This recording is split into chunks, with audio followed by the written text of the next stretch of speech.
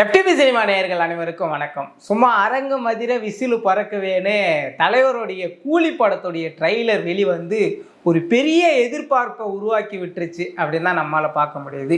இது வரைக்கும் அந்த தலைவர் படத்திலேயே இந்த ட்ரெய்லர் வந்து ஒரு டிஃப்ரெண்ட்டான ட்ரெய்லராக இருக்குது. ஏன்னா தலைவர் ட்ரெய்லர், தலைவர் படம்னாவே அந்த மாஸ் எலமெண்ட்ஸ் அப்படியே அள்ளி கொட்டியிருப்பாங்க. ஆனால் அந்த மாதிரி இதில் வந்து பெருசாக எதையும் காமிக்கலை. கிட்டத்தட்ட ஒரு 1.5 நிமிஷத்துக்கு அப்புறம் தான் தலைவருடைய முகமே அந்த ட்ரெய்லரில் வருது. ஆனால் அதுக்கப்புறம் அந்த ட்ரெய்லர் ஃபுல்லாக தலைவருக்கான இம்பார்ட்டன்ஸ் தான் இருக்குது. ஸோ அப்படி பார்க்கும்போது ட்ரெய்லர்லேயே தலைவர் 1.5 நிமிஷத்துக்கு அப்புறம் வராருன்னா ஒருவேளை விக்ரம் படத்தில் இருக்கிற மாதிரி பாதிக்கு அப்புறம் வர வச்சிடாதப்பா அப்படின்னு லோகேஷ் எல்லாரும் இப்போ வந்துட்டு சோசியல் மீடியாவில் கேட்குறத நம்மளால் பார்க்க முடியுது. ஸோ ஃபஸ்ட்டு இந்த ட்ரெய்லர் பற்றி பேசணுன்னா, ட்ரெய்லரில் வந்து எதையுமே காமிக்கல. சும்மா பேருக்கு ஒரு ட்ரெய்லரை வந்துட்டு போடணும். ஏன்னா இதுக்கு முன்னாடி சில இன்டர்வியூஸ்லேயே லோகேஷ் வந்து அதை ரொம்ப ஓப்பனாக சொல்லியிருக்கிறாரு. ஏன்னா இங்கே எல்லா விஷயத்தையும் ட்ரெய்லரில் காமிச்சோன்னா அது வந்து படத்துக்கான எக்ஸ்பெக்டேஷனை வந்துட்டு அவங்களுக்கு கொடுக்காது. ஸோ எல்லாமே படத்தில் வந்து ஒரு ஃபுல் ட்ரீட்டாக அவங்க என்ஜாய் பண்ணிட்டு போகணுமே தவிர மற்றபடி எனக்கு ட்ரெய்லர் விடுறதுலே விருப்பம் இல்லைன்னு லோகேஷ் வந்து அவர் சொல்லியிருக்கிறாரு. ஆனால் ப்ரொடக்ஷன் வந்து என்னதான் இருந்தாலும் ப்ரொமோஷனுக்கு ரொம்ப முக்கியம் வந்து ட்ரெய்லர் இல்லையா? அதனால தான் ட்ரெய்லர் வேணும்னு டைரக்டரை கன்வின்ஸ் பண்ணி தான் இந்த ட்ரெய்லர் கொடுத்துருக்காங்க. ஸோ அப்படி பார்க்கும்போது விருப்பமே இல்லாத ஒரு ட்ரெய்லரை வந்து எடிட் பண்ணால் எப்படி இருக்கும்? அப்படி வந்து சும்மா எல்லா கேரக்டர்ஸும் இருக்காங்களா, அந்த கேரக்டர்ஸ் வரக்கூடிய ஒவ்வொரு சீனையும் எடுத்து வச்சு அப்படி ஒரு ட்ரெய்லர் விட்டால் எப்படி இருக்குமோ அதை தான் இப்போ விட்டுருக்காங்க. ஸோ இதை பார்க்கும்போதே நிறைய பேர் நிறைய கதை சொல்லலாம். இந்த படம் அப்படி இருக்க போகுது, இந்த படம் இப்படி இருக்க போகுது அப்படின்ட்டு. இது வந்து லோகேஷோட ஒரு சூப்பரான கதைக்களத்தோட அந்த கிரியேஷனோட தான் இருக்க போகுது. ஆனால் எதையுமே ரிவீல் பண்ணாத ஒரு ட்ரெய்லராக தான் இந்த ட்ரெய்லர் இருக்குது அப்படின்னு தான் நம்மளால் பார்க்க முடியுது. ட்ரெய்லர் ஓப்பனிங்லே பார்த்தோம்னா நாகார்ஜுனா வாய்ஸோட தான் ஸ்டார்ட் ஆகுது. ஒருத்தவன் பிறக்கும் போதே யார் கையால் சாகணும்னு இருக்குது அப்படின்னு. இது ஆக்சுவலாக வந்து அவர் வந்து ஒரு கன் வச்சுட்டு ட்ரெய்லரில் பேசும்போது இது எதனால் சொல்ல வர்றாருன்னா, ஒன்று நாகார்ஜுனா வந்து சூப்பர் ஸ்டார் அவருடைய கையில் தான் சாக போகிறாரு, இல்லைனா நீ வந்து என்கிட்ட தான் என் கையில் தான் சாக போகிற அப்படின்ற மாதிரி கோட் பண்ணுற மாதிரி சொல்கிற மாதிரி தான் இருக்குது. அதே மாதிரி அவருடைய நாகார்ஜுனாவுடைய கேரக்டர்ஸ் வந்து இதில் வந்து ரொம்ப சூப்பராகவே இருக்குது. ஷௌபின் வந்து ஒரு இடத்துல பேசுவார், இங்கே இருக்கக்கூடிய 14,400 கூலியில் தான் எனக்கு நான் தேடுற ஒருத்தன் இருக்கிறான் அப்படின்னு சொல்லும் போது ஒரு கேரக்டர் அப்படி உள்ளே வருது. அதான் நாகார்ஜுனா வந்துட்டு ஒருத்தனை பொலன்னு பொழக்கிறாரு. அந்த ரத்தம் தெரிக்கிறதுலாம் நம்மளால் பார்க்க முடியுது. ஸோ ஒரு பயங்கரமான கேங்ஸ்டராக நாகார்ஜுனா இருக்கார்.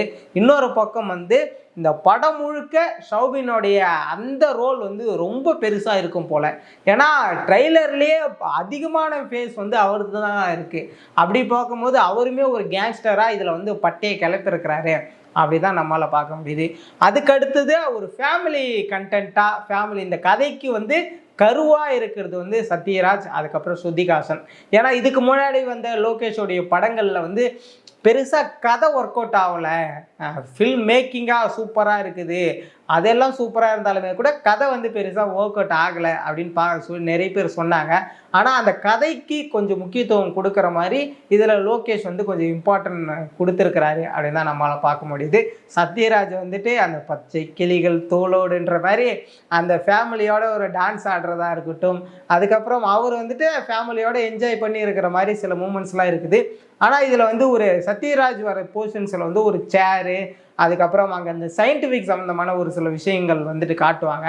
அதெல்லாம் பார்க்கும்போது இவர் வந்து என்ன ஒரு சயின்டிஃபிக்காக ஒரு ஏதோ ஒரு ரிசர்ச்சில் இருக்கிறாரு போல் அப்படின்னு பார்த்தா அங்கே வந்து ஒரு டயலாக் வரும். என்னென்னா ஒருத்தவனை இந்த உலகத்தில் இருக்கிற தடையுமே இல்லாத ஆக்கணும்னா அது வந்து இவரால் மட்டும்தான் முடியும் அப்படின்னு சொல்லுவாங்க இல்லையா?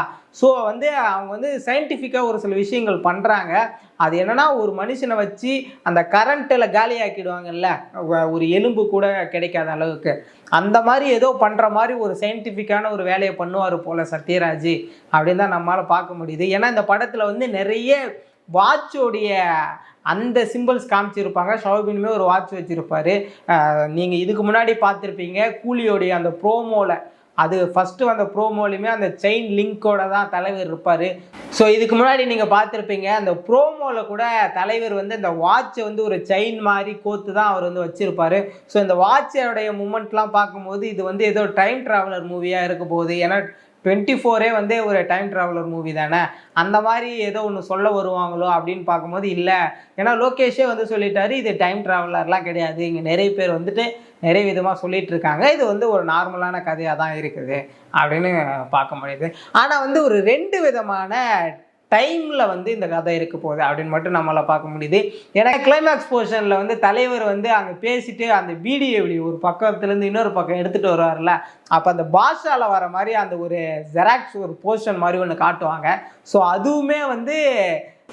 அதுவுமே வந்து எதை காட்டுதுன்னா, அந்த தலைவர் வின்டேஜ் தலைவரை வந்து ஒரு மூமெண்ட்டை கிரியேட் பண்ணுற மாதிரி அது காமிக்குது.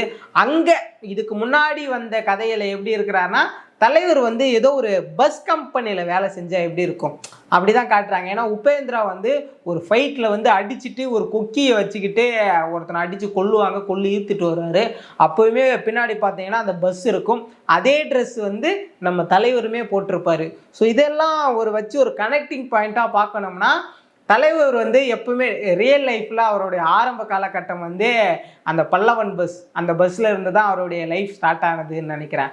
ஸோ அப்படி ஒரு பஸ் கண்டக்டராக இருந்தவர் திரும்ப வந்து எப்படி ஒரு பெரிய சூப்பர் ஸ்டார் ஆனாரோ, அந்த மாதிரி இந்த படத்துடைய கதையில் என்ன சொல்ல வராங்கன்னா, கண்டக்டராக இருக்கும்போது அவர் வந்து இந்த சாதாரண ஆள் கிடையாது அப்படின்ற மாதிரி அவர் பண்ண பல வேலைகளை வந்து சொல்கிற மாதிரி, அவருடைய ஃப்ளாஷ்பேக்கில் வந்துட்டு அவர் ஒரு கண்டக்டராக இருக்கிற மாதிரி, அதான் ஒரு பஸ் கம்பெனி, அந்த பஸ் கம்பெனியில் இருக்கிற இடத்துல ரஜினிக்கு ஃப்ரெண்டாக தான் உபேந்திரா இருக்கிறாரு அப்படின்னு இப்போ நம்மளால் பார்க்க முடியுது. ஸோ இதெல்லாம் வச்சு பார்க்கும்போது தலைவருடைய கேரக்டர் வந்து ஒரு 30 வருஷத்துக்கு அப்புறம் வந்து எப்படி இருந்திருக்காரு, இப்போ எப்படி இருக்காரு. ஏன்னா 30 வருஷமாக ஒருத்தன் வந்துட்டு ஆன்லைன்லேயே வராதவனை வந்து சீண்டுனா என்ன ஆகும், அப்படிப்பட்ட ஒருத்தர் வந்தவர், அவருடைய ஆக்ரோஷமான அந்த மூமெண்ட்லாம் வந்து பயங்கரமாக இருக்க போகுது.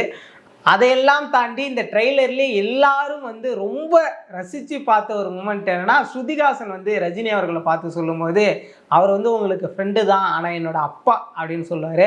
அப்போ வந்து உடனே நம்ம தலைவர் சொல்லுவார், அவன் வந்து உனக்கு அப்பா தான், என்னோட நண்பன் அப்படின்ற மாதிரி. தலைவர் வந்து அந்த நண்பருக்காக அந்த தளபதி படத்தில் வர மாதிரி அந்த ஃப்ரெண்டுக்காக சில விஷயங்கள் பண்ணுவார் இல்லையா, அதெல்லாம் வந்துட்டு அந்த வின்டேஜ் தலைவரை திரும்ப பார்க்குற மாதிரி தான் நிறைய விஷயங்கள் இருக்குது.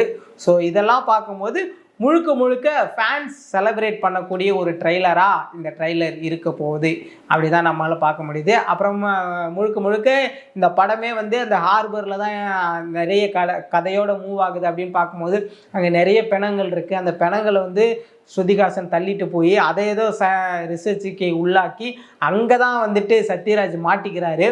அங்கே மாட்டின இடத்துல சத்யராஜுக்கு ஏதோ ஒரு விஷயம் வந்து ஒரு பெரிய கஷ்டம் வரும்போது அந்த இடத்துல ரஜினி வந்து அதை சால்வ் பண்ணுறாரு. ஏன்னா இந்த கதைக்கும் ரஜினிக்கும் எந்த ஒரு சம்மந்தமும் இல்லாமல் தலைவருக்கும் சத்யராஜுக்கும் இருக்கும் அந்த ஃப்ரெண்டுக்காக தான் வந்து இந்த கதைக்குள்ளே அவர் வராரு.